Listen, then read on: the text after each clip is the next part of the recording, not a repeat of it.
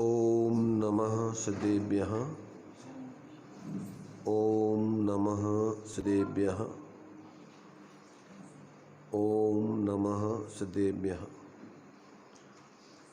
मंगलम भगवान वीरो मंगलम गौतमो गणी मंगलम कुन्द कुन्दाद्यो जैन धर्मोस्तु मंगलम सर्वमंगल मांगल्यम सर्वकल्याणकारकम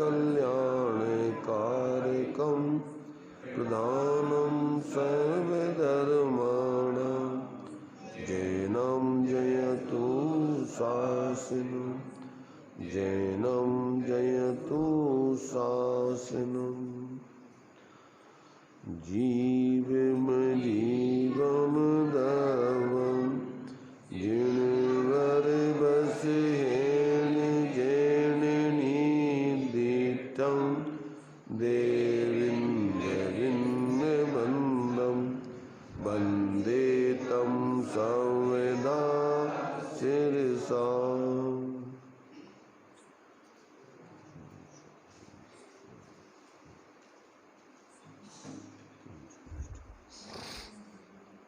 द्रव्य संग्रह जी ग्रंथ अपना स्वाध्याय में चल रहा है। चर्चा अपनी जीव द्रव्य के स्वरूप को समझने की चल रही है। 9 अधिकार के माध्यम से जीव के स्वरूप को यहाँ पर समझाया जा रहा है। उसमें से 7 अधिकारों के माध्यम की अपनी चर्चा हो गई है। अब अंत में सिद्धत्व और ऊर्ध्वगमनत्व सिद्धो विश्व सोढ़ गई। तो ये 9 प्रकार से जीव को यानी अपने स्वरूप को प्रत्येक व्यक्ति जीव है मूल में, तो बाकी व्यवहार से अपन मनुष्य हैं, नाम अपना जो भी रखा हो उसमें भी स्त्री पुरुष आदि ये सब औपचारिक हैं, व्यवहारिक हैं। वास्तव में तो सब जीव हैं। और जीव का स्वरूप मूल में क्या है? चेतन को है उपयोग रूप, चिन्ह मूरत बिन मूरतनु पुद्गल नव धर्म अधर्म काल इनते न्यारी है। अन्य सब द्रव्यों से पृथक प्रत्येक जीव का अपना अपना स्वरूप जानना चाहिए। तो ये भले ही अभी संसार दशा में ये अभी अपन संयोगों में रह रहे हैं, संयोगी भाव भी हो रहे हैं, परंतु वास्तव में अपना मूल स्वरूप इन संयोग और संयोगी भावों से पृथक एकमात्र सहज जानना देखना और निराकुलता रूप रहना, शांत निराकुल रहना, ये प्रत्येक आत्मा का मूल स्वरूप है। और वही वास्तव में परम शांतिमय है, आनंदमय है। तो ये अंत में जो है अपन को जो सिद्धो यहाँ पर बताया जा रहा है, तो सिद्ध भगवान का जैसा स्वरूप है वैसा ही प्रत्येक आत्मा का स्वरूप जानना चाहिए।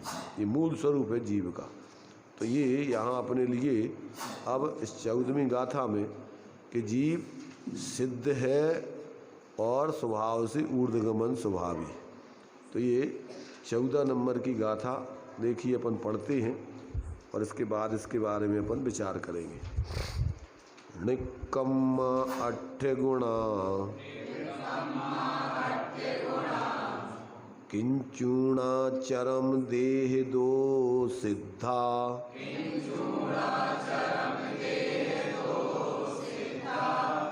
लोयगठिता निच्चा उपाद वैहिं संयुक्ता।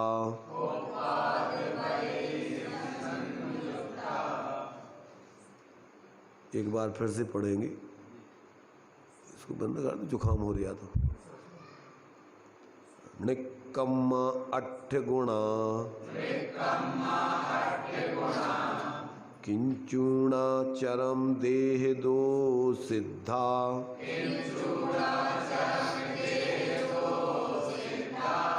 लोयगठिता निच्चा उपाद वैहिं संयुक्ता। संयुक्ता। देखिए इसमें से अपन गाथा से सीधा अर्थ निकालेंगे। णिक्कम्मा, णिक्कम्मा माने निष्कर्म, कर्मों से रहित। सिद्ध भगवान कैसे है? लोक में अपन बोलते निक्कम्मा, इसी से प्रचलित हुआ वो निक्कम्मा। कुछ नहीं करते ये अपन लोक में, जब कोई कछु नहीं कर रहा हो, कहा भैया तुम बड़े निकम्मा हो। तो निष्कर्म तो अच्छी बात है कि बुरी है, वो गाली के रूप में प्रचलित हो गई। देखो दो ही चीज़ें जो अपन भगवान तथा भगवान अरहंत तो सिद्ध की है ना। कोई कछु नहीं कर रहा हो, कहा भैया हाथ पे हाथ धरे तो बैठे, और कहा भैया तुम तो निकम्मा हो, कछु नहीं कर रहे। तो ये तो बहुत सर्वोत्कृष्ट अवस्थाएं हैं दोनों, और लोक में उसको बुरे के रूप में प्रचलित हैं। समझ रहे ना? इसलिए वास्तव में ये मूल में सभी आत्माओं का ऐसा स्वरूप है। तो ये अपन को सिद्ध भगवान की जो दशा है, णिक्कम्मा, णिक्कम्मा माने निष्कर्म, कर्मों से रहित, और 8 गुणा, 8 कर्म है, 8 कर्मों के अभाव में 8 गुण प्रकट हो जाते उनके। तो कैसे है? सभी कर्मों से रहित, इनके अभाव में 8 गुणों से सहित, 8 गुणा, 8 गुण से सहित, और किंचुणा चरम देह दो, अंतिम शरीर से, जिस शरीर से मुक्ति होती है वो कहलाता है चरम देह। चरम माने अंतिम शरीर। तो उस अंतिम शरीर से किंचित ऊन, ऊन माने कम, क्या कहलाते हैं वो? जो सिद्ध भगवान हैं वो कैसे हैं? सिद्धा, सिद्धा माने सिद्ध भगवान। निक्कम्मा, 8 गुणा, किंचुणा चरम देह दो, सिद्धा, और लोय गठिदा, लोक के अग्रभाग पर स्थित, लोकाग्र स्थिता। लोक गठिदा माने क्या होता है? लोकाग्र स्थिता। तो लोक के अग्रभाग पर स्थित, और नित्या, नित्य, अब वो अवस्था ज्यों की त्यों रही है अनंता अनंत काल, यथा तथा से परनये। एक बार ऐसी दशा को प्राप्त जीव कर लेता है, फिर सदा काल वैसी अवस्था में रहता है, फिर उससे किसी प्रकार से च्युत नहीं होता, हीनादिक नहीं होते, ज्यों का त्यों। ज्ञान शरीरी त्रिविध कर्मल वर्जित सिद्ध महंता, ते हैं निकल अमल परमात्म भोगे, अनंत काल तक ज्यों का त्यों ज्ञान आनंद स्वरूप अपना भोगते रहते हैं उस सिद्ध दशा को प्राप्त करके। तो यहाँ वही बात बतला रहे कि वो कैसे हैं?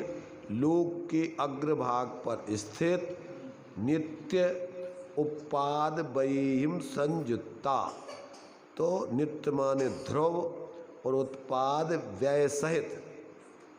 उत्पाद व्यय क्या? माने ऐसा उत्पाद व्यय नहीं है वो। कौन सा उत्पाद व्यय है? निरंतर उसी जाति का परिणमन सदा काल होता रहता है। शुद्ध शुद्ध परिणमन, एक जैसा ही परिणमन सदा काल उनके होता रहता है। तो वो कैसे हैं? कि नित्य हैं, उत्पाद व्यय सहित है। ऐसा नहीं है कि वो परिणमन रुक गया उनका, तो उनका परिणमन भी हो रहा है, पर उसी रूप में ज्यों का त्यों उसी शुद्ध का शुद्ध परिणमन निरंतर एक रूप पर होता रहता है।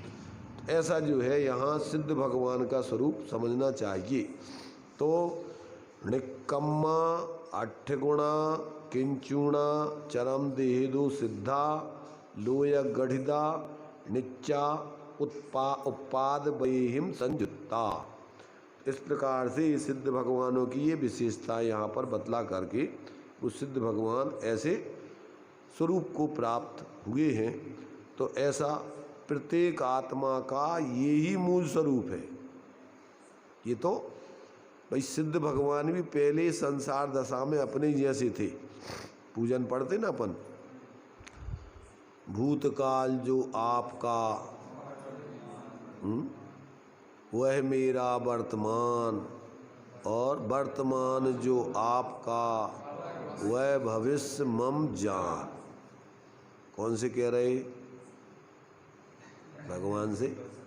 तो भगवान सुन लो, अकेले ये मत समझना कि तुम ही भगवान बने बैठे रहोगे। हम भी अब आने वाले हैं वहाँ, हम भी आपसे आप जैसे अब बन करके आपके पास ही रहेंगे। आप पहले हमारी जैसी दशा में थे, अब आप जिस दशा में पहुँच गए, अभी हम आप जैसी दशा में हैं, पूर्व की भूत की, और आप जो वर्तमान में जिस दशा को प्राप्त हो गए, भविष्य में हम भी उसी दशा को प्राप्त होने वाले हैं। ऐसा हमारा दृढ़ निश्चय है और उसी जाति का हम पुरुषार्थ कर रहे हैं या करने वाले हैं। जो लोग उस मार्ग पे चल रहे हैं तो वो तो पुरुषार्थ कर रहे हैं, और जिनने समझ लिया कि भैया इसी में शांति है, सुख है, यही दशा प्राप्त करने लायक है, तो अब वो भी ऐसा पुरुषार्थ करके उस दशा को पाएंगे।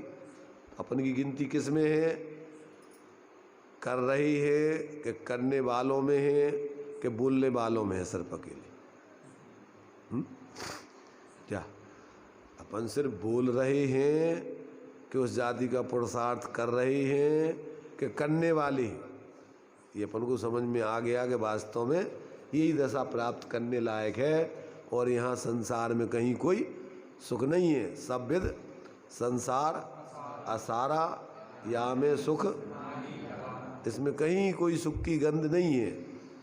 अगर ईमानदारी से अपन थोड़ा जागृत होकर समझें तो इस बात समझ में आती है कि यहाँ चैन नहीं है किसी को। रात दिन क्या करते हैं? संकल्प विकल्प उठा पटाख ये वो चलता ही रहता है रात दिन। तो जब तक जीव अपने वास्तव में मूल स्वरूप से नहीं जुड़ता है, तब तक उसको इस सारे के सारे संकल्प विकल्प आकुलता चलती रहती है। और जब अंदर में अपने स्वरूप से जुड़ जाता है, जितने क्षण के लिए वो अंदर में जुड़ के अंदर अतीन्द्रिय आनंद भोगता है, उतने क्षण बिल्कुल ऐसे लगता है जैसे साक्षात सिद्ध भगवान की दशा प्राप्त हो गई। अनुभव के काल में विकल्प खत्म हो जाते, तो सिद्ध भगवान भी निर्विकल्प है पूरे। बुद्धिपूर्वक आत्मानुभूति के काल में कोई विकल्प नहीं रहता है। अस्थिरता जन्य थोड़े, जब तक पूर्ण वीतराग दशा नहीं हुई तब तक थोड़ी अबुद्धिपूर्वक अस्थिरता चलती रहती। जैसे मान लीजिए अपन ने गाड़ी चलाई और बंद कर दी, फिर भी कुछ देर तक धड़कती रहती है। ऐसे ही जब तक जीव पूर्ण वीतराग दशा को नहीं है, तो बुद्धिपूर्वक भले ही वो अपने उपयोग को एकाग्र करके अपने उस एकत्व विभक्त आत्मा में शांत स्वरूप में एकाग्र करके उपयोग को शांत करता है, पर अभी चूँकि पूर्ण जब तक उसमें हमेशा के लिए लीनता नहीं होती, तब तक वो उपयोग उसका उस विकल्प से सविकल्प दशा में आता है, पर स्वरूप से जुड़ा ही रहता है, पूरा का पूरा बाहर नहीं आ जाता है। उपयोग दृष्टि से भले ही वो इधर उधर के ज्ञान विचार आवे, परंतु जब वो अपने स्वरूप से जुड़ जाता है तो अपनी श्रद्धा और ज्ञान में बराबर अपना स्वरूप निरंतर विद्यमान रहता है, और चारित्र में भी जितनी स्वरूप स्थिरता चलती रहती है उतना आनंद शांति बढ़ती रहती है। अब धीरे धीरे उसी में पूर्ण शांत होकर के स्थिर होने का वो पुरुषार्थ करता है, भावना भाता है, श्रद्धा वही रखता है, तो आगे जाके अपन जो पढ़ते हैं कीजिए शक्ति प्रमाण और शक्ति बिना श्रद्धा धरे, तो ध्यान श्रद्धावान अजर अमर पद, नियम से वो एक दिन अजर मत। अस्थिरता कहलाई। अभी चारित्र में 4 चौकड़ी होती हैं, तो श्रद्धा तुम्हारी गुणस्थान प्रमाण होगी, लीनता। श्रद्धा तो तुम्हारी अपने स्वरूप की जैसा स्वरूप है वैसी हो गई, ज्ञान में समझ लिया कि अपन चेतन स्वरूप है, यही है। पर अब चारित्र में 4 कसायों की जो चौकड़ी बतलाई है, अनंतान मंदी, अप्रत्यख्यान, प्रत्यख्यान, संजलन, तो गुणस्थान प्रमाण स्वरूप की लीनता होती है। तो चौथे गुणस्थान में सिर्फ अनंतान मंदी के अभावजन्य होगी, पंचम गुणस्थान में 2 चौकड़ी के अभावजन्य होगी, आगे मुनिराज की अवस्था में 6वें 7वें आदि गुणस्थानों में 3 चौकड़ी कसाय के अभाव की होगी, और विशेष लीनता करोगे तो आगे फिर संपूर्ण कसायों के अभाव पूर्वक क्षीण मोह की दशा अथवा उपशांत मोह। उपयोग आत्मा में लगा है, परंतु चारित्र में गुण उपयोग माने क्या? उपयोग माने ज्ञान दर्शन, अनंत गुणात्मक आत्मा है। तो अनंत गुणात्मक आत्मा में एक गुण का परिणमन, अपना ज्ञान गुण का परिणमन, ज्ञान का छद्मस्त का ज्ञान एक समय में एक ही ज्ञेय को विषय बनाता है। तो अपने स्वरूप का अपन ने लक्ष्य करके स्वरूप में उपयोग लगाया, पर अभी चारित्र में जब तक लीनता जितनी नहीं होगी पूरी, तो उतनी अस्थिरता तो चलेगी। ज्ञान तो आपका अपने स्वरूप को जान रहा है, परंतु अभी चारित्र में जैसी स्वरूप आपका एकाग्र होकर के लीनता पूरी होने चाहिए वैसी नहीं है। तो उपयोग से आप अपने स्वरूप को जान रहे हो, पर चारित्र में अभी वो पूरी स्थिरता नहीं। जितनी लीनता है उतना उतना आपका स्थिरपना होगा, और बाकी अंदर अभी अबुद्धिपूर्वक, अबुद्धि माने अपना ध्यान वहाँ नहीं है। कहाँ पर? अभी बाहर में कसायों के कामों में अपना उपयोग नहीं लगा है, फिर भी अभी चूँकि स्वरूप की पूर्ण स्थिरता नहीं है, अभी अस्थिरता अबुद्धिपूर्वक चल रही। अबुद्धिपूर्वक माने वहाँ हमारा लक्ष्य नहीं है, फिर भी जैसे मान लीजिए अपन गाड़ी चला रहे हैं और अब अपन गाड़ी को इधर अपना उपयोग कहीं और भी है और गाड़ी चल रही है आपकी, तो भले ही आप गाड़ी चलाने पे ध्यान नहीं है, परंतु गाड़ी तो चल रही है। ऐसे ही अपना जो है अभी उपयोग अपने अपने एक एकत्व भक्त स्वरूप पर है, परंतु अभी अपना जो कसाय की अस्थिरता है अब वो चल रही है परिणति में, तो वो उतनी चलेगी जितनी जितनी जब तक पूर्ण स्वरूप की स्थिरता नहीं होगी तब तक वो जो है अभी चारित्र में अस्थिरता जन जो है अभी चंचलता चलती रहती, और तत्संबंधी उसके आश्रव बंध भी होता रहता है। तो जब पूर्ण रूपेण वो स्वरूप में लीन हो जाता है तो फिर तत्संबंधी आश्रव बंध रोक करके पूर्ण वितराग दशा होती है। और फिर अभी जब तक संयोग दशा 13वें गुण स्थान में अपन ने पढ़ी कि वहाँ पर भी अभी प्रदेशों की चंचलता है, उपयोग की मलिनता तो खत्म हो गई, समझ रहे ना, उपयोग की चंचलता तो खत्म हो गई, पर अभी योगों की परस्पर, जैसे गाड़ी खड़ी हो गई परंतु चल रही है, तो अब हलती रहेगी गाड़ी तुम्हारी।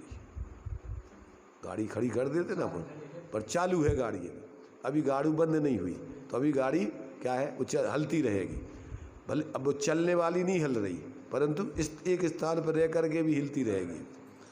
तो ऐसे ही जो है कि जब अपना उपयोग स्वरूप में पूर्ण स्थिर हो गया, परंतु अभी प्रदेशों में जब तक अभी क्या है योग चल रहे हैं तब तक अभी आत्मा के प्रदेशों में चंचलता होती रहेगी, और उससे अभी कार्माण परिगणाएँ आएंगी तो, परंतु उपयोग की मलिनता नहीं है इसलिए बनेगी नहीं।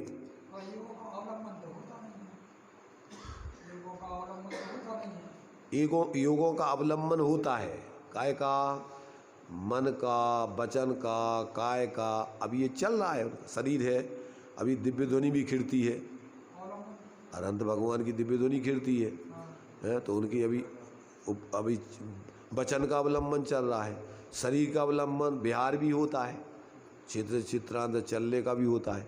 तो उपयोग नहीं है, वो आघातीय कर्मों के निमित्त से ऑटोमेटिक चलता है। जैसे मान लीजिए अपन ये देखो प्रदेश माने अपने लिए क्रियावती शक्ति अभी पुद्गल की अपनी है, जीव की अपनी है, तो क्षेत्र से क्षेत्रांतर होने के लिए वो उनकी अपनी क्रियावती शक्ति का वैभाविक परिणमन अब उसका वो चल रहा है। तो वो जो है बराबर अभी जब तक पूर्ण स्थिर नहीं होंगी तब तक अभी उनकी क्या है प्रदेशों का परस्पंद भी हो रहा है और क्षेत्र से क्षेत्रांतर भी हो रहा है। तो ये स्थिति उनकी जब तक अभी संयोग दशा है तब तक चलेगी, और जैसे ही उनकी अयोग दशा हो जाएगी तो पूर्ण प्रदेशों का परस्पंद रुक जाएगा, बाहर से चलना फिरना भी रुक जाएगा, और चार आघातीय कर्मों का भी अभाव होकर और जीव ऊर्ध्वगमन स्वभाव से एक समय में जाकर लोक के अग्रभाग पर जाके स्थित हो जाएगा। फिर इसके बाद अब ना तो चंचलता है और न क्षेत्र से क्षेत्रांतर के लिए चलना फिरना है, अब तो एक स्थान पर ही निश्चल होकर के रही है। निश्चल यहाँ उत्पाद व्यय में तो चलना है, वो स्वाभाविक परिणमन तो होगा, परंतु वो प्रदेशों का परस्पंद नहीं होगा, उपयोग की चंचलता नहीं होगी, क्षेत्र से क्षेत्रांतर होने की क्रिया नहीं होगी, ये सब रुक जाएंगे।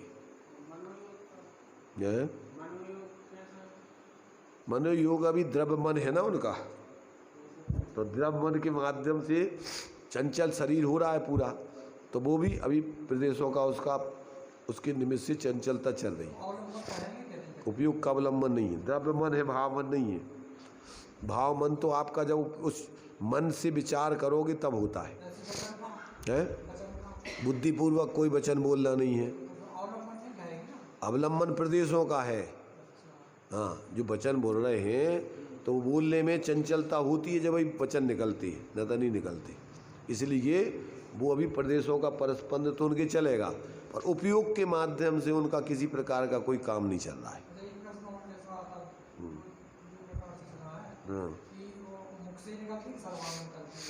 देखो ऐसा है, जो दिव्य ध्वनि खिलती है वो बिना ओंठ तालु बोले हुए खिलती है, तो वो क्या कहलाती है?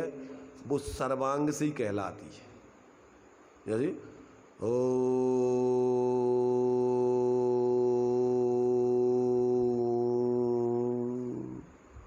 तो ओंठ तालु नहीं हिल रहे, तो कहाँ से निकल रही बात?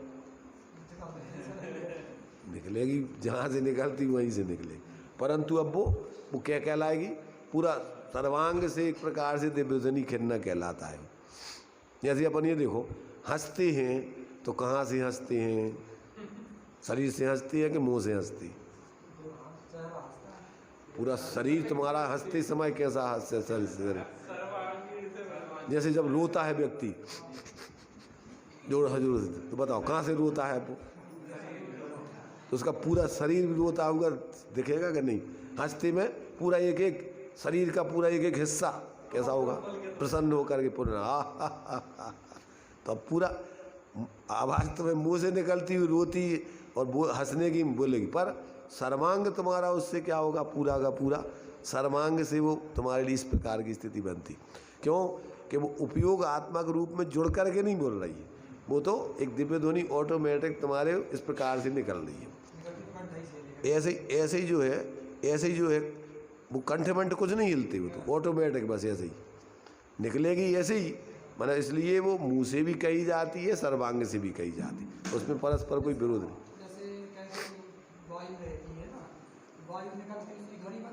हाँ, वायु की ध्वनि नहीं बनती। ध्वनि तो टकराने से, माने वो जो अब अलग है आवाज़, दिव्य ध्वनि अलग है। तो वो दिव्य ध्वनि जो है वो तो एक भाषा वर्गणाओं का परिणमन है, वो किसी दूसरे का नहीं है। पर उसमें तुम्हारे जो है उसमें निमित्त क्या होता है? उसमें आघात या कर्मों का निमित्त उदय का है, और वो तीर्थंकर प्रकृति नाम कर्म के उदय से उनकी दिव्य ध्वनि खिलती है। तीर्थंकर जो होते हैं सामान्य केवलियों की भी खिलती है, तो उनके भी साथ ही इस प्रकार से दिव्य ध्वनि खिलने का कोई मुख्य केवली भी होते नहीं खिलती है, तो उनकी जिनकी खिलना है उनकी खिलती है। तो वो जो है भवि भागन बच जोगे बसाय, तुम ध्वनि होए सुन विभ्रम नसाय। भव्य जीवों के भाग्य से और वचन के योग से उनकी दिव्य ध्वनि खिलती है, उसमें उनका कोई भी बोलने का कोई प्रयोजन नहीं है उसमें, तो ये ऑटोमेटिक है। और अपन ये देखो बद्दल हैं, अब बद्दलों को कौन बुलवाता है? बद्दल आप बोलते कि नहीं बोलते? आती है तो बोलते हैं ना वो, तो कौन कैसे बोल रहे हैं अभी? तो वो अपने ऑटोमेटिक वो टकराते हैं पुद्गल से पुद्गल, और उनकी भाषा वर्गणा होती है। तो ऐसे ही जो है ये ऑटोमेटिक कर्म के उदय जन्य शरीर पे से उनकी दिव्य ध्वनि अपने आप ऑटोमेटिक खिलती है, और वो जो है चूँकि उपयोगात्मक बोलने का कोई उनका उपयोग नहीं है, इसलिए वो मुँह से भी कही जाती है और सर्वांग से भी कही जाती है। तो इसमें परस्पर में कोई विरोध नहीं है कि मुँह से खिलती है कि सर्वांग से। जैसे हंसना रोना, और अपन कहो कि भैया क्यों तो रोम रोम पुलकित हो जाए, एक एक रोम प्रसन्न हो जाए, पूरा शरीर खिल जाता है पूरा। ऐसे ही जो है उनके पूरा का पूरा दिव्य ध्वनि जो है जब उनकी खिलती है तो पूरा इस प्रकार से, पर ऐसा ये नहीं लगता है कहाँ से बोला जा रहा है। तो इस प्रकार से ये अपने लिए यहाँ पर जो मैंने अपने लिए आत्मा का स्वरूप सिद्ध भगवान का स्वरूप यहाँ पर बताया जा रहा है कि सिद्ध भगवान कैसे निकम्मा है, अठ गुणा किंचुना चरम देह दो सिद्धा लोय गणिता निच्चा उपाद बहिम संयुक्ता। तो ये इस प्रकार से सिद्ध भगवान का स्वरूप जानना चाहिए।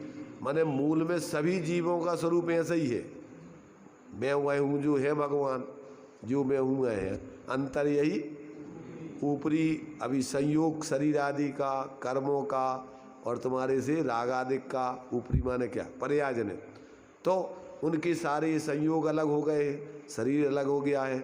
नु कर्म कर्म त्रिविध कर्मल वर्जित सिद्ध महानता, तो उनके न राग द्वेष है, न 8 कर्म द्रव्यादि कर्म है, न नु कर्म है, पूर्ण शुद्ध दशा उनकी प्रकट हो गई है।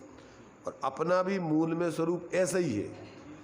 अभी एक क्षेत्र अवगाही शरीर का संबंध है, कर्मों का संबंध है, चूँकि वो पौधगलिक है, तो होने पर भी आत्मा अलग अपना आकार लिए हुए है और उनका पुद्गलों का परिणमन अपना अपना उसमें अलग हो रहा है।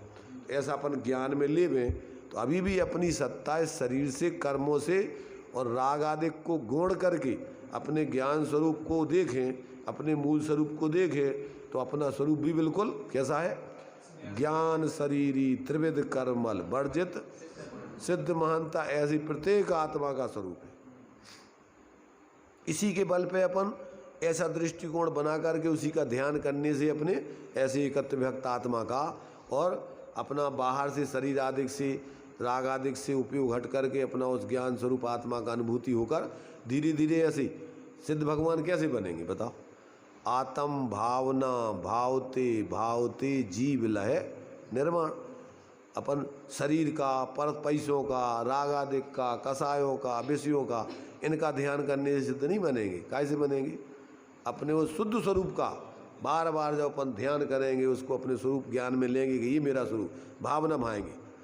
समय सार जी में दिया ना, जो जानता है शुद्ध को वह शुद्धता को प्राप्त हो, और जो जानता अभिशुद्ध को अभिशुद्धता को प्राप्त हो। यदि अपन अपने को यही शरीर आदि रूप, राग आदि रूप, स्त्री पुरुष रूप ये मानेंगे, जानते रहेंगे, तो सिद्ध दशा कैसे, कौन देगा तुम्हें? सिद्ध दशा कोई देता नहीं है। हम स्वयं ही अपने अंदर में अपने सिद्ध स्वरूप को, जो शुद्ध स्वरूप है, सिद्ध स्वरूप है, एक रूप स्वरूप है, उसको ध्या करके वो प्रकट करते हैं वहाँ से। देखो पत्थर में से मूर्ति निकलती है, तो कहाँ से निकलती है? उसमें है जब निकलती है कि कहाँ से आएगी? ऐसे ही सिद्ध भगवान इसी अपनी आत्मा, यही परमात्मा बनती है।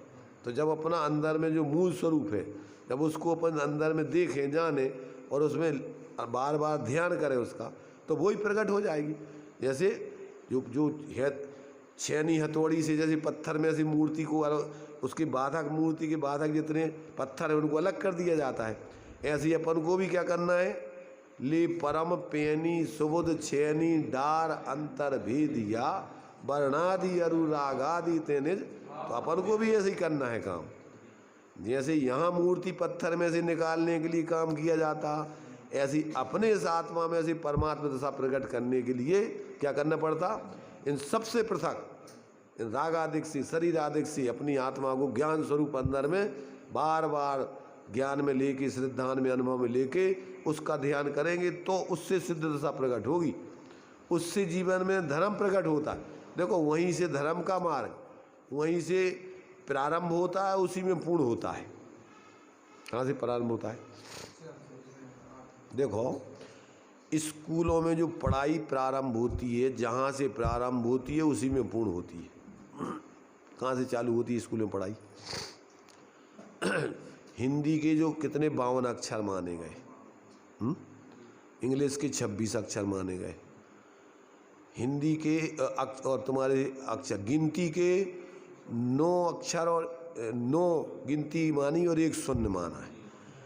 तो ये इतने गिनती के अक्षर हैं, माने उसके अंक हैं, और इतने हिंदी के और इंग्लिश के वर्ड हैं। इसके अलावा जो भी पढ़ाई होती है, इसके अलावा काय में होती है। इन्हीं इतने अक्षर और गिनती के, इनमें के अलावा और पढ़ाई तुम कितना ही पढ़ाई करो, तुम इनको छोड़ के कुछ और पढ़ाई होगी क्या? काय में होगी पढ़ाई? जो पहली क्लास में पढ़ना चालू करते उसी में पढ़ाई आगे करते जाओगे। इसके अलावा उनको छोड़ के पढ़ाई नहीं होती कुछ। क्या होती है कुछ? है बताओ भाई। उन अक्षरों को छोड़ करके, उन अंकों को छोड़ के बाकी तुम कछु पढ़ रहे हो, उनके अलावा कछु पढ़त होगा?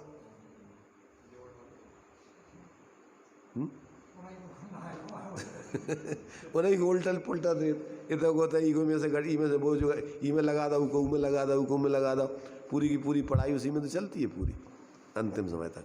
ऐसे ही अपन को जहाँ से मोक्ष मार्ग वेद विज्ञान से चालू होते हैं, मोक्ष तक काय को चला फिर वो क्या करा बताओ। इसके अलावा जहाँ से भाई जहाँ से 3 भुवन में सार बीतराग विज्ञान था, शिव स्वरूप शिव उतने से चालू हो तो तई वही में पूर्ण हो जाए। इसके अलावा क्या करने अपन बताओ है। तो जो बच्चे पढ़ते हैं वही बड़े पढ़ते हैं, उससे ज़्यादा कछु नहीं पढ़ते। उनको जो लगा था कि हम ज़्यादा पढ़ गए, ये कछु कम पढ़ रहे।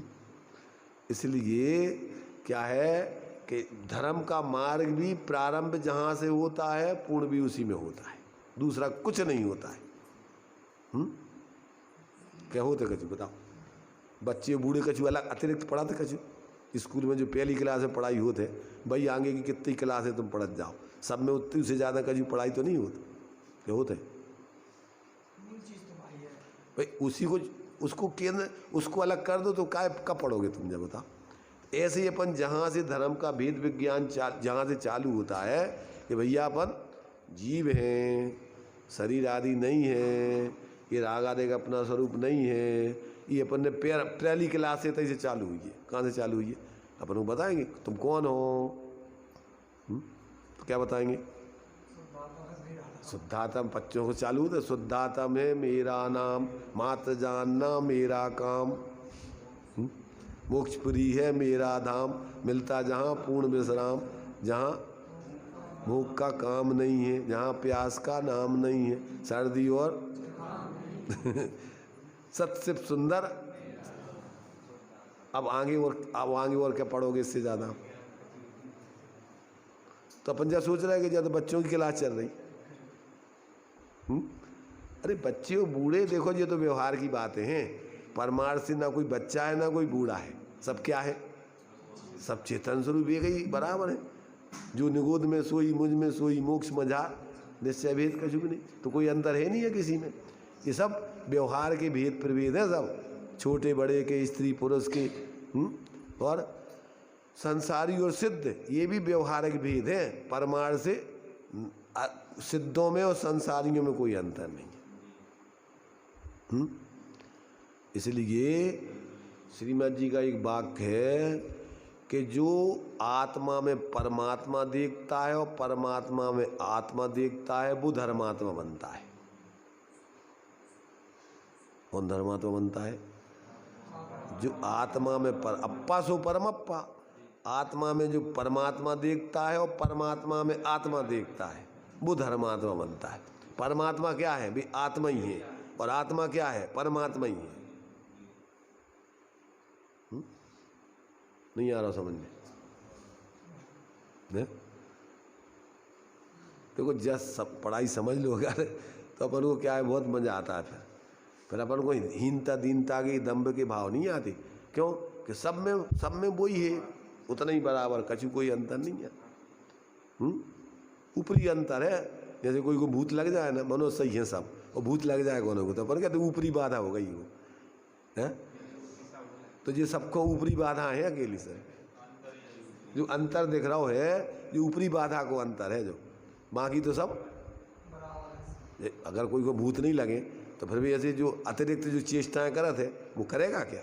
सामान्य मनुष्य जैसे सब में वो रहेगा। तो ऐसे ही अपन को जो मोह को भूत नहीं लगे तो भूत है ना, मोह रूपी पिशाच, पिशाच कही ना, वो पिशाच माने भूत। तो अब ये मोह रूपी पिशाच क्या करवाता है जीव को? ये अमानुषिक चेष्टाएं जैसे कराता है। वो मनुष्य जैसी चेष्टा नहीं करके अमानुषिक चेष्टा, ऐसे ही अनात्मोचित चेष्टाएं कराता है मोह रूपी पिशाच। प्रवचन सार जी में दिया है, क्या दिया है कि इसने मानवोचित कार्यों को छाती से लगा रखा है और आत्मोचित कार्यों को छोड़ रखा है। क्या कर रखा है? मानवोचित अपने को मान रखा है। मनुष्य में भी फिर कितने कितने प्रकार के भेद प्रभेद कर लिए उसने। फिर अब जो कछु बन जाए और वो हिसाब से उसको चेष्टा करने पड़ेगी। अब जैसे मान लीजिए अच्छा खासा है बिना शादीशुदा के, अब मान लीजिए शादी कर ली तो गठजोड़ होगा। अब जल्दी जल्दी नहीं चल सका, दौड़ा अलग से ऐसे जल्दी, अब बहुत धीरे धीरे चलने पड़ेंगे उसको, आराम आराम। अब भैया जल्दी, वो कोई जल्दी, अरे अब जल्दी नहीं चलने तुम्हें, पीछे तुम्हारे संग अब बहुत बंधे हुए आदत है ना उसको, जैसे पीछे गठजोड़ कर दिए थे ना, वो होता है कि नहीं होता? होता है, इनको पता है, अभी इनको नहीं पता है इसलिए कोई इनको बता रहे हैं। फिर जल्दी जल्दी नहीं दौड़ सका तुम अकेले, कोई ऐसे छुट्टा घूमत रहे, ऐसे नहीं घूम सकते। फिर तुम्हारा ने बना रहता है पीछे, वो रहता है, तो इसलिए वही हिसाब से चलना पड़ेगा। तो कहीं तुम ऐसे नहीं जा सका स्वतंत्र से चले गए, आओ ने तो आओ, ने नहीं आओ ने तो नहीं आओ। अब तुम्हारे कहीं भी चले जाओ, तुम्हारी रस्सी बंधी हुई है, घूम के तुम्हें उतहीं आना पड़ेगा जोड़ के। जैसे खूंटा से रस्सी से गैया बांध दो, तो अब कितना ही घूमत रही है, परंतु वो खूंटा ही उतना ही है, बंदो हो। मजा नहीं आ रहा लोगों को सुनने में, ऐसे ही लग रहा था। आ रही, सुनाई दे रही, इनकी सुनाई दे रही? क्या नाम तुम्हारा? विजय। सुनाई दे रही है? दे रही? तुम नहीं, तुमने शादी करी कि नहीं करी है? शादी हो गई तुम्हारी कि नहीं भाई? हो गई। फिर अब खूंटा से बंधी रहे तो कैसी स्वतंत्र होगी घूमना? मतलब क्या है, मोह देखो, बंदो बंदो कछु नहीं देखो ना, कल्पना दिमाग में भर रही है अपन ने, समझ रहे ना? क्या कर रही है अपन ने? ऐसी दिमाग में मानसिक अपन ने कल्पना कर ली कि अब भैया जी हमारे पति, जी हमारी पत्नी, अब रात दिन कहीं भी चले जाओ दिमाग से वो निकलता नहीं है। अगर तत्व ज्ञान हो, आत्मज्ञान हो, भैया सब जीव हैं, जो भी एक जीव है, अपन भी जीव हैं, अनादिकाल से स्वरूप को भूल के भटक रहे हैं। तो एक दूसरे को स्वतंत्र रह करके एक दूसरे के धर्म करने में संयोगी बनो, मोह बढ़ाने में, राग द्वेष कराने में, इसमें अपन निमित्त नहीं बने। तब तो वो शादी धर्मपति धर्मपत्नी बन गए। और अगर अपन धर्म तो करें ही नहीं, और क्या करें, रात दिन कर्म करने में लगे रहे, तो क्या होगा? तो डूब जाएंगे अपन। इसलिए देखो, अगर जीवन जीने की कला आ जाए तो अपना कुछ होता नहीं है, कल्पना दिमाग में वो मोह से भरता नहीं है। सम्यक दृष्टि गे ही पे, उसको घर अपने में नहीं आने देता है, परिवार अपने में नहीं आने देता है। नाव पानी में रहे, परंतु नाव में पानी नहीं आवे तो डूबती नहीं है, खुद तर जाती है, उस पर बैठने वाली तरती। ऐसे ही अपन संसार में रहें, पर संसार अपने में नहीं आने देवे। अपन अपने में ही रहें और अपने को जाने, कछु नहीं संसार में है, अपन अपने में है। तो ये तो कला है। अब ये कला जब तक व्यक्ति को नहीं आती है तब तक है कछु नहीं है। जबरदस्ती को परेशान परेशान परेशान, सिर पे बोझा लिए घूम रहा है भारी, भैया हमारा सिर दर्द कर रहा हो, काय कर रहा हो सिर दर्द भैया? क्या होगा सिर में तुम्हारे? हैं? थोड़ी सी दवाई लगा दो, अच्छी झंझनाई भाई दवाई लग जाए ना तो क्या होता है, क्या पर को लगा दो कि हाँ अब थोड़ा थोड़ा, काय से कि वो जितनी तेज दवाई होते तो अपना उपयोग वहाँ से जो चिंता कर रहे थे पंजन में, उतने से हट के वो चिन्ह नावे पे अपना उपयोग चलो जाते। अपन लगा कि दवाई से ठीक हो गए, बस काय से ठीक हुआ? तो उपयोग बदलने से ठीक हुआ।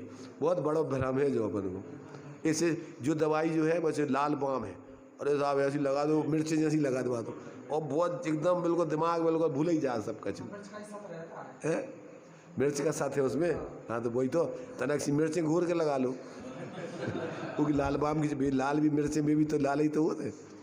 तनक सी मिर्चें पानी में डालो अच्छी तेज, और थोड़ा सिर पे लगा लो, तो फिर सब सिर दर्द सब हमेशा के लिए दूर हो जाए। तो मतलब क्या है, ये तो उपयोग का कमाल है सर। जहाँ अपना उपयोग अगर बदल गया, जहाँ अपन को बार बार चिंता करा दो परेशान, कोई से तो परेशानी है। और अगर अपना उपयोग तो आत्मा ज्ञानात्मक है, अब वो अपन कल्पना नहीं करो तो निर्भर है, आनंद है, कछु है ही नहीं है भाई। आत्मा में कछु आउट तो है नहीं है ना, आज तक आया भी नहीं, आने की व्यवस्था भी नहीं है। भ्रम है अकेले अपन को, भ्रम रोग है ना। कौन सा रोग है आत्मा को? भ्रम रोग हर जिनके बचन मुख चंद्र ते अमृत झरे, जग सुहित कर सब अहित हर, श्रुति सुखद सब संशय हरे। भ्रम रोग हर जिनके बचन ये वचन अपन अंदर में अगर वास्तव में समझ लें, उन वचनों की बाच्यभूत अपने स्वरूप का अपन को बोध हो जाए तो सब खत्म समस्या। अब ये नहीं समझें तो अपन रात दिन व्यर्थ में ही कल्पनाएं कर करके अंतिम समय तक मरते मरते दम तक व्यक्ति परेशान बना रहता है। अब दीक्षा ले लेता आदमी तो दीक्षा में का होते को, अच्छा बताओ दीक्षा जब पहले तो ये बताओ शादी में का होते को। शादी में एक पंडित आता है और वो पंडित एक वो खम्मा गाड़ता है बीच में, और खम्मा गाड़ के और फिर घुमाता है उसको, 7 चक्कर लगवाता है। तो फिर 7 वचन भी बुलवाता है।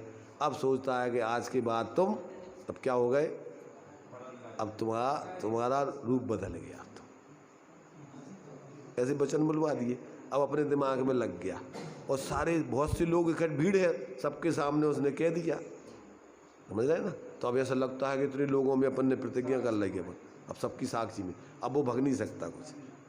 जितनी बड़ी भीड़ उतना ज़्यादा उसके दिमाग में, अब अकेले में कर ले तो कभी भी छोड़ देगा, भैया हमने तो कोई को पता ही नहीं है अपन ने शादी करी कि नहीं करी। इसे बहुत भीड़ इकट्ठी होती है और बाजे बजती हैं कि याद नहीं इको जो नहीं लग जाएगा भैया जो का हो रहा हो, भग बीच में से भग जाए ना रही। इसलिए बाजे बैंड ये वे जिसमें भूला रहा है बिल्कुल, और बांध दिया।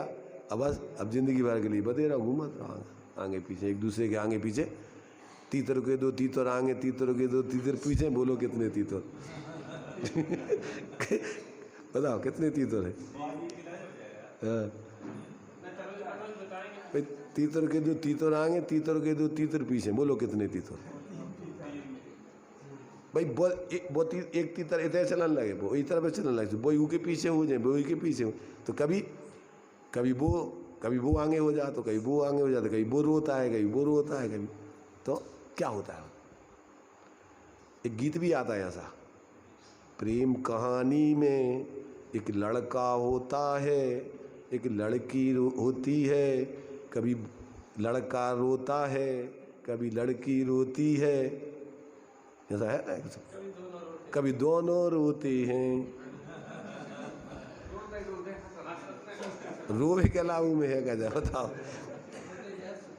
तो मतलब ये है कि इसमें तो कुछ नहीं है, नाटक है संसार का।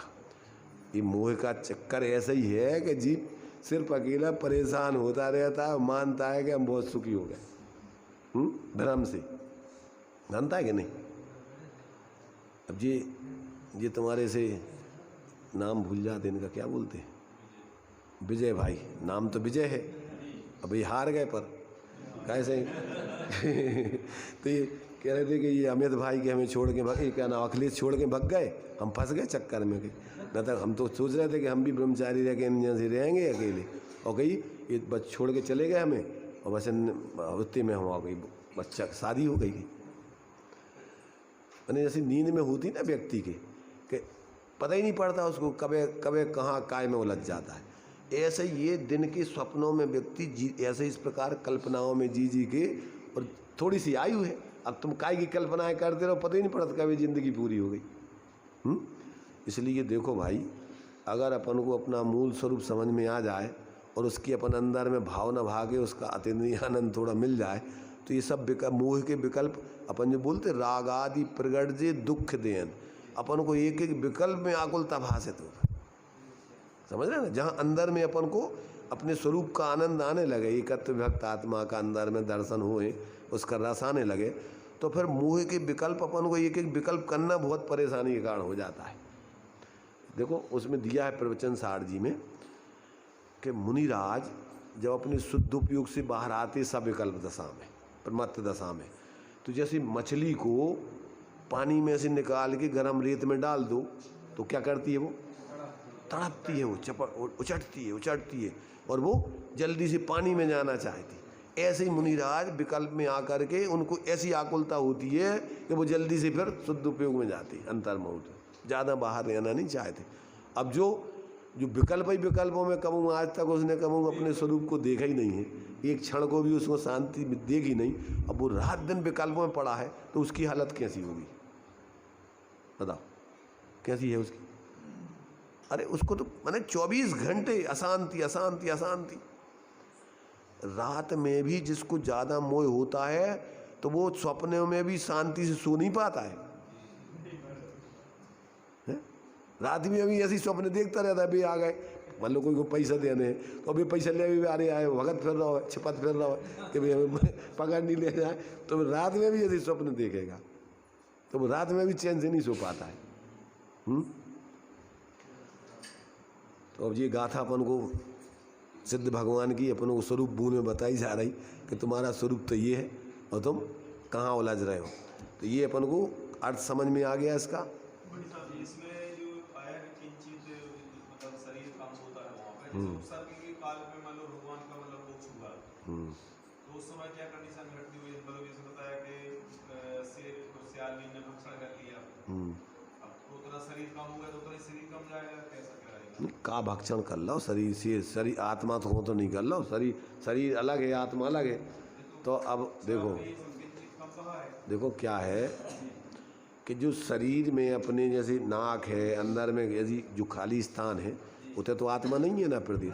अब पर जब जो शरीर छूट जाएगा, कर्म अलग हो जाएंगे तो उधर अब वो जगह तो नहीं रहेगी, ये सब क्या हो जाएगी, भर जाएगी सब। तो जो उतना जो आकार आदि है उसमें थोड़ा अंतर आ जाएगा। अंतिम शरीर बराबर इसमें दिया है खुलासा, चलो इसमें पढ़ेंगे आपको खुलासा आ जाएगा, इसमें सब है।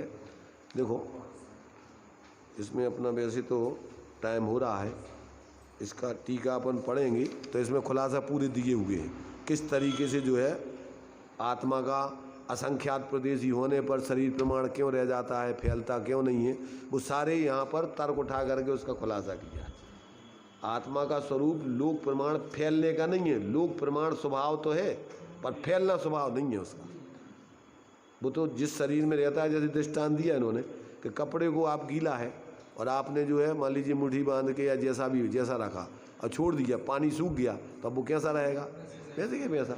ऐसे ही इस जिस शरीर में आत्मा आदि काल से है, अब वो उसमें से जब कर्म निकल गए राग द्वेष आदि तो जैसा है वैसे के वैसा उसी स्थिति में रह जाता हूँ, पर उसका फैलना स्वभाव नहीं। असंख्यात प्रदेशी स्वभाव तो है पर लोक में फैलना स्वभाव नहीं है उसका। ये आगे इसमें दिया खुलासा। तो इस प्रकार से वो सारे के सारे इसमें समाधान टीका मैंने किए। तो अभी तो अपन गाथा के आधार से इतना अर्थ समझें कि आत्मा का स्वरूप जब सिद्ध दशा प्राप्त हो जाती है तो निकम्मा अट्ठ गुण कौन कौन से, 4 घातीय कर्म 4 अघातीय कर्म, इनके अभाव में कौन कौन से गुण प्रकट हो जाते हैं।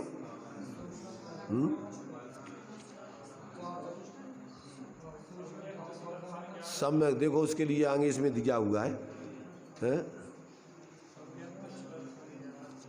सम्यक देखो इसमें दिया है, इसमें हम पढ़ते हैं, इसमें गाथा दी है, ये दिया है।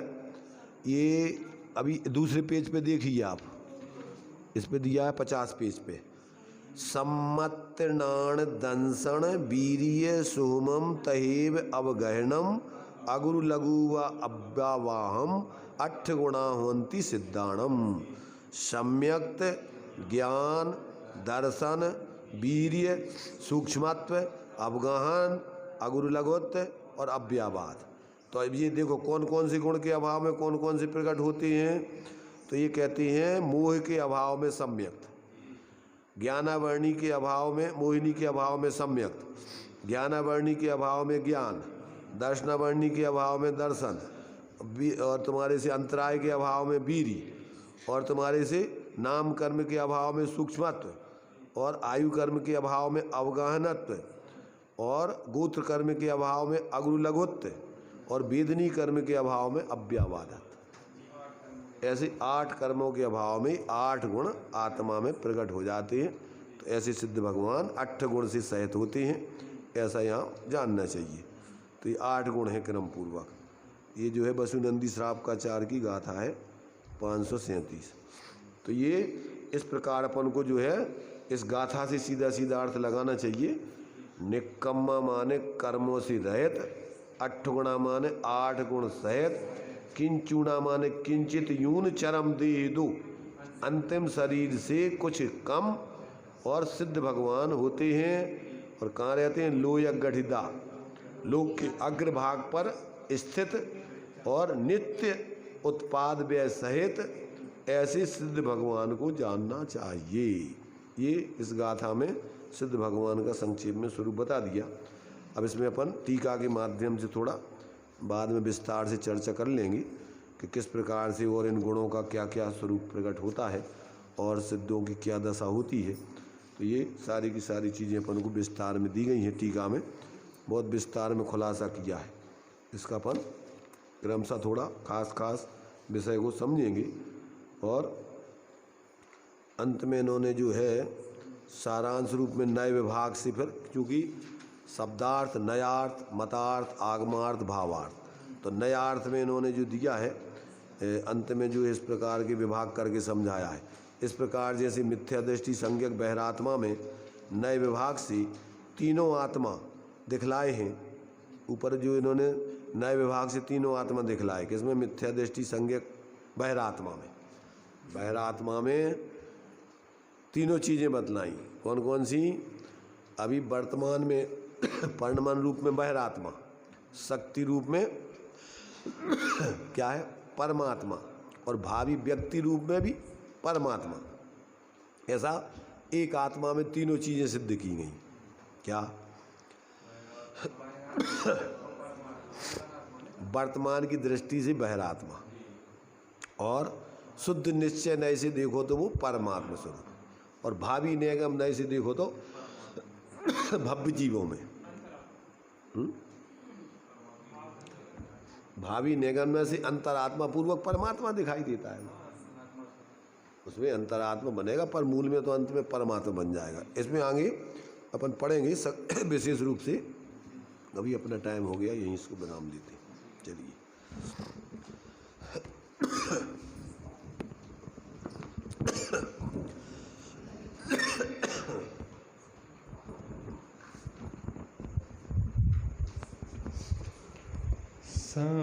सम्यक् सुदर्शन ज्ञान अगुरु लघु अवगाहन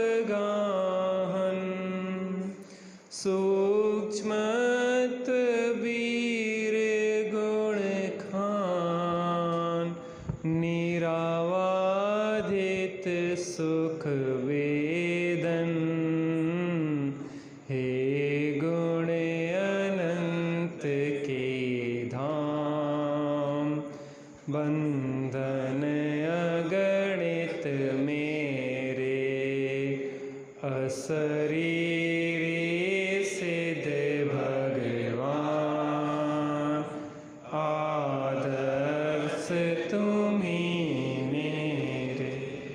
कौन सी गाथा पे चर्चा चल रही है? 14वीं। कौन से अधिकार की? कुल कितने अधिकार हैं? कौन कौन से? जीवो, ओगमो, अमुत्ति, कत्ता, सदेह परिमाण, भोक्ता, संसारित्व, सिद्धो। कौन नंबर पे चल रहा? 8वां चल रहा है। अब कौन सा रह गया? गाथा कौन सुनाएगा? गाथाएं तो याद करनी होगी ना। पंडित जी से पूछेंगे। हाँ, पंडित जी सुनाओ आ जाएगी। आओ।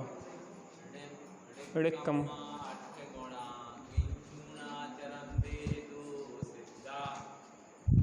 लोयक गठदा ऋचा ओवाद वैहिम संयुक्ता। हाँ, चाची सुना देंगी अब पूरी। अरे पंडिताइनी जी सुनाएंगी, ऐसा कोई बात नहीं। हाँ, कौन सुनाएगा पूरी? हाँ, बुआ जी सुनाइए।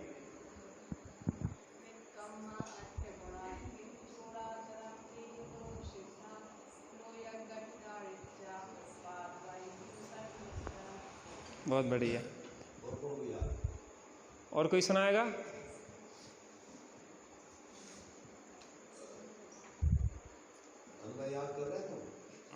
अनभाई कोई पहली गाथा याद हो गई? आओ सुना दो, जरा जल्दी गिफ्ट देंगे तुम्हें। जल्दी आओ, आ जाओ, आ जाओ। माइक पे सुना दो, जल्दी आ। सुना दो। याद है सही में उसके? अकेले में सुनाता बस वो। और कोई को?